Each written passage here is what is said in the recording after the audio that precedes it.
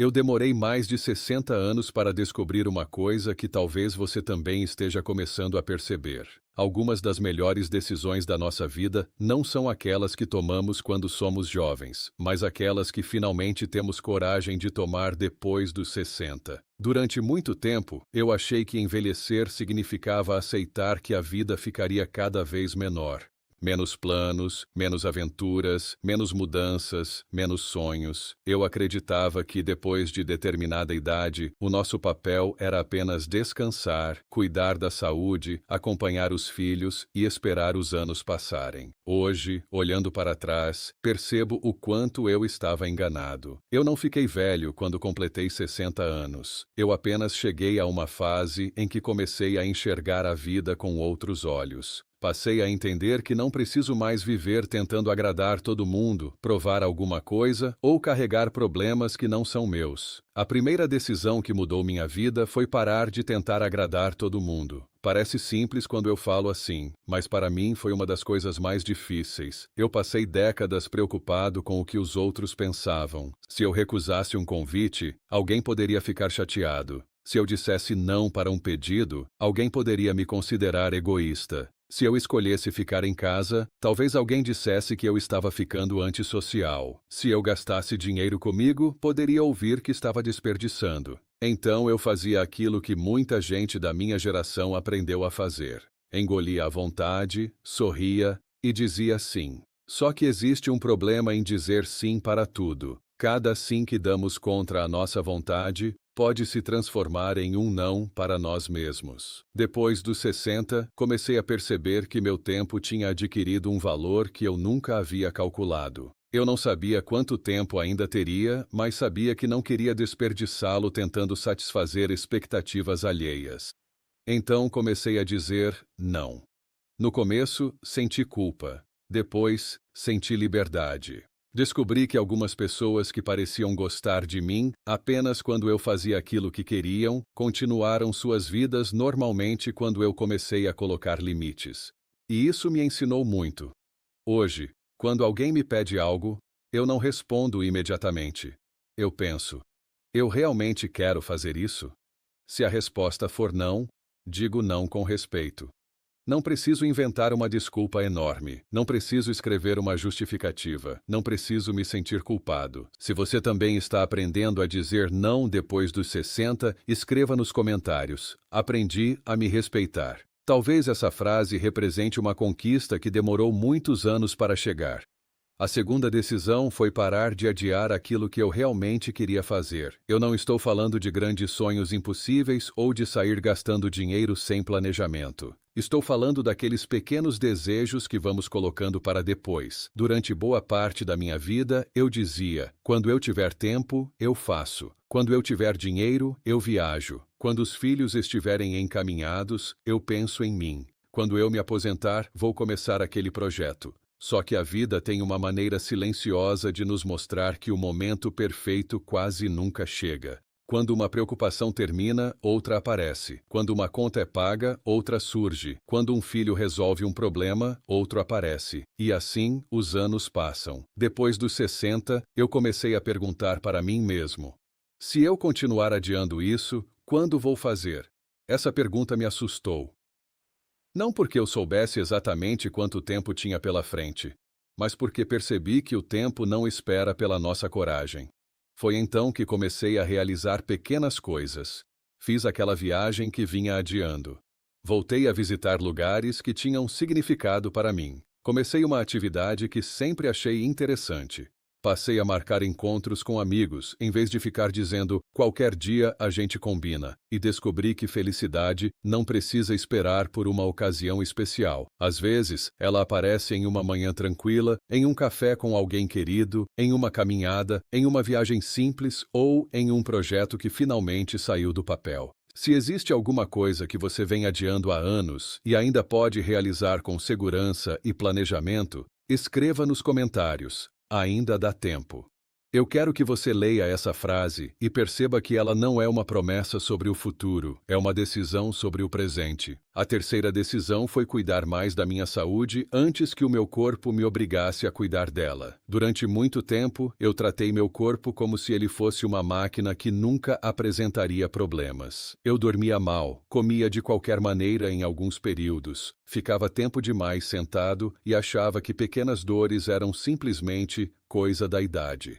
Quando alguém me aconselhava a fazer alguma atividade física ou procurar avaliação profissional, eu pensava, depois eu vejo isso. Só que depois dos 60 eu entendi que cuidar da saúde não significa tentar voltar a ter 20 anos. Significa preservar o máximo possível da autonomia que ainda temos. Hoje eu presto mais atenção ao meu sono, à minha alimentação, ao movimento do meu corpo e às consultas que preciso realizar. Quando alguma mudança me preocupa, procuro orientação profissional em vez de ficar tentando adivinhar o que está acontecendo. Também aprendi a respeitar meus limites. Eu não preciso competir com ninguém. Não preciso fazer o exercício mais difícil. Não preciso provar que sou forte. Preciso apenas manter meu corpo ativo dentro das minhas possibilidades e seguir orientações adequadas para minha realidade. A maior riqueza que conquistei depois dos 60 não foi um objeto nem uma conta bancária. Foi poder levantar da cama e realizar sozinho aquilo que ainda consigo realizar. Poder caminhar, sair, visitar alguém, preparar uma refeição, tomar banho, cuidar das minhas coisas. A independência que parece comum quando somos jovens passa a ter outro valor quando envelhecemos. Por isso, se você está cuidando mais da sua saúde hoje do que cuidava antigamente, escreva: minha saúde vem primeiro. E se você ainda está adiando alguma mudança importante, talvez hoje seja um bom momento para começar com um passo pequeno e possível. A quarta decisão foi escolher melhor as pessoas que permanecem perto de mim. Eu levei muito tempo para entender que envelhecer também significa aprender a selecionar melhor a nossa companhia. Durante anos, eu mantive algumas relações simplesmente porque eram antigas. Eu pensava, conheço essa pessoa há 40 anos, então preciso continuar convivendo com ela. Mas o tempo de uma relação não determina automaticamente a qualidade dela. Algumas pessoas que fizeram parte da nossa juventude podem não fazer mais sentido na nossa fase atual. E tudo bem. Eu comecei a perceber como me sentia depois de passar algumas horas com determinadas pessoas. Algumas me deixavam leve, animado, com vontade de viver. Outras me deixavam cansado, inseguro, triste ou cheio de preocupações. Então comecei a prestar atenção. Não precisei brigar com ninguém. Não precisei anunciar que estava me afastando. Apenas reduzi minha presença onde percebi que não havia mais respeito, reciprocidade ou tranquilidade. Ao mesmo tempo, comecei a valorizar mais quem realmente estava comigo. Aquele amigo que liga sem precisar de nada, a pessoa que pergunta como estou e realmente escuta, o familiar que respeita meus limites, a companhia com quem posso ficar em silêncio sem sentir desconforto. Depois dos 60, eu aprendi que não preciso de uma multidão. Preciso de algumas pessoas verdadeiras. E talvez essa seja uma das maiores diferenças entre juventude e maturidade. Quando somos jovens, queremos ser conhecidos por muitos. Quando envelhecemos, queremos ser compreendidos por alguns. Se você tem uma pessoa na sua vida que traz paz em vez de preocupação, não precisa dizer o nome dela. Apenas escreva nos comentários: tenho alguém assim. Às vezes, reconhecer o valor de uma boa companhia já é uma forma de agradecer. A quinta decisão foi parar de carregar culpa por coisas que não estavam mais sob meu controle. Essa talvez tenha sido uma das decisões mais difíceis da minha vida. Eu carreguei durante anos erros antigos, decisões que tomei quando era mais jovem, palavras que disse em momentos de raiva, oportunidades que perdi e situações familiares que não consegui resolver. Às vezes eu estava sentado sozinho e minha cabeça voltava para décadas atrás. Eu pensava, e se eu tivesse feito diferente? E se eu tivesse escolhido outro caminho? E se eu tivesse percebido aquilo antes? Só que existe uma armadilha nessas perguntas. Nós tentamos julgar o homem que fomos usando a experiência do homem que somos hoje. E isso é injusto. Quando tomei certas decisões, eu não tinha o conhecimento que tenho agora. Eu fiz escolhas com as informações, sentimentos e possibilidades que existiam naquele momento. Isso não significa que todos os erros devam ser ignorados. Alguns precisam ser reconhecidos. Alguns precisam de pedido de desculpas. Alguns precisam ser reparados quando ainda é possível. Mas depois disso, também precisamos aprender a seguir. Eu comecei a substituir "eu deveria ter feito" por "o que posso fazer agora?". Essa pergunta me devolveu muita energia. Talvez eu não possa mudar o passado, mas posso escolher como vou viver hoje. Posso pedir perdão, posso perdoar, posso aprender, posso mudar um comportamento, posso me aproximar de alguém, posso me afastar de uma situação que me faz mal, posso começar uma nova rotina. E isso é muito poderoso. Se você carrega alguma culpa antiga que gostaria de finalmente deixar para trás, escreva nos comentários. Eu escolho seguir. Você não precisa contar sua história. Essa frase pode ser apenas um compromisso silencioso com você mesmo. A sexta decisão foi aprender a cuidar do meu dinheiro pensando primeiro na minha tranquilidade. Eu passei grande parte da vida trabalhando para construir alguma segurança, mas durante muito tempo tive dificuldade de gastar comigo mesmo. Quando aparecia uma necessidade de alguém da família, eu pensava primeiro nos outros. Se um filho precisava, eu ajudava. Se um neto precisava, eu tentava encontrar uma maneira. Se alguém fazia um pedido, eu sentia dificuldade de dizer não. Só que depois dos 60, eu percebi que ajudar alguém não pode significar colocar em risco a própria segurança. Eu comecei a organizar melhor minhas despesas, entender minhas necessidades e pensar no futuro. Não significa deixar de ajudar quem amamos. Significa estabelecer um limite para que uma ajuda hoje não se transforme em um problema amanhã. Também parei de tomar decisões financeiras apenas por pressão emocional. Se alguém diz "é urgente", eu não considero automaticamente que preciso resolver naquele segundo. Eu analiso, penso e, quando necessário, busco orientação. Minha casa, minha renda, minhas economias e meus bens precisam ser administrados pensando também na minha velhice.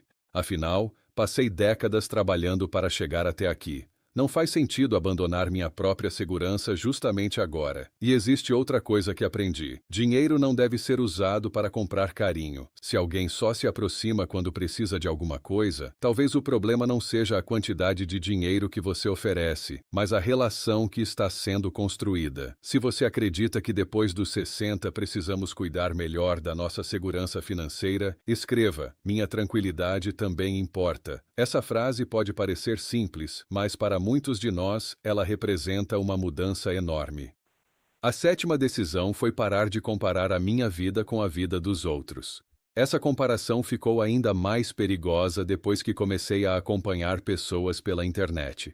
Eu via idosos viajando, comprando carros, reformando casas, começando relacionamentos, mostrando famílias felizes e parecendo viver uma vida perfeita. E, sem perceber, comecei a olhar para a minha própria história e pensar que estava atrasado. Por que eu não tenho isso? Por que minha família não é assim? Por que eu não viajo tanto? Por que minha aposentadoria não permite aquilo? Até que entendi uma coisa. Eu estava comparando os bastidores da minha vida com a vitrine da vida de outras pessoas. Eu não sabia das dívidas, das preocupações, das discussões, das inseguranças ou dos problemas que existiam por trás daquela imagem. E mesmo quando a pessoa realmente estava vivendo bem, isso não significava que aquela vida precisava ser a minha. Eu comecei a perguntar: o que significa uma vida boa para mim?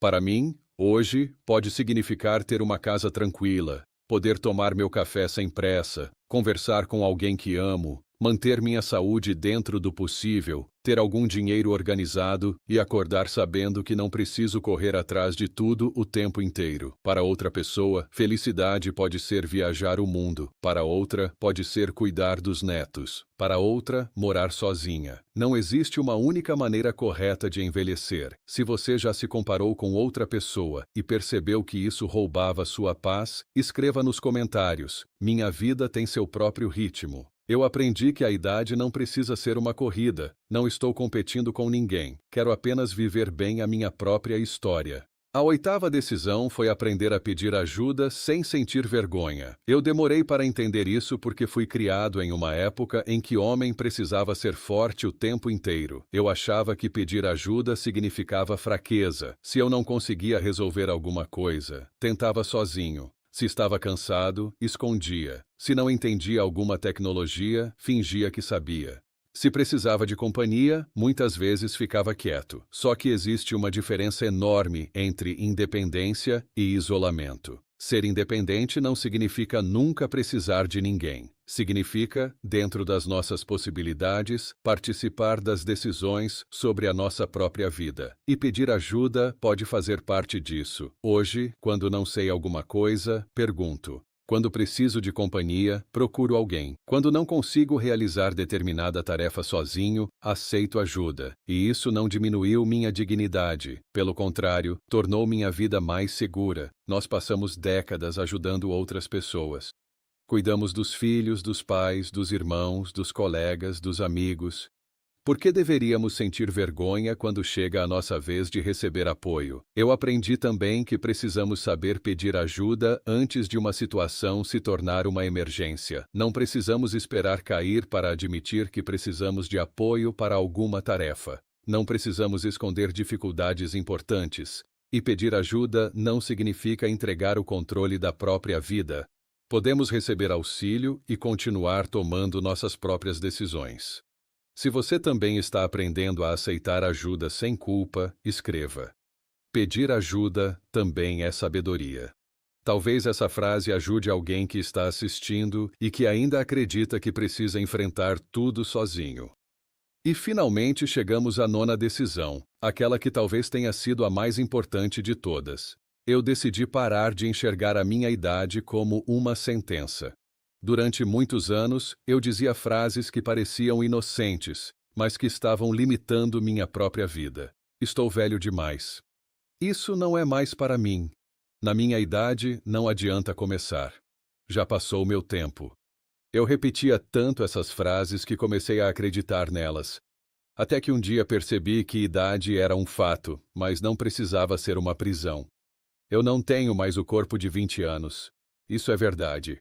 Não tenho a mesma disposição, talvez não tenha as mesmas possibilidades e certamente não quero viver como se ainda estivesse começando a vida. Mas isso não significa que minha vida terminou. Eu ainda posso aprender, posso conhecer pessoas, posso criar novas memórias, posso descobrir um hobby, posso cuidar melhor da minha saúde, posso melhorar uma relação, posso organizar minha casa, posso fazer uma viagem, posso começar um projeto, posso mudar uma opinião, posso até pedir desculpas por algo que fiz há muitos anos. Enquanto estamos vivos, ainda existe espaço para mudança. Talvez não possamos controlar quantos anos teremos pela frente, mas podemos escolher o que faremos com os anos que temos. E foi quando parei de dizer, já passou da minha idade, que comecei a perceber quantas coisas ainda poderiam acontecer. Se você tem mais de 60 e se recusa a acreditar que a sua história acabou, escreva agora nos comentários. Ainda estou vivendo. Quero que essa frase seja uma das mais fortes deste vídeo.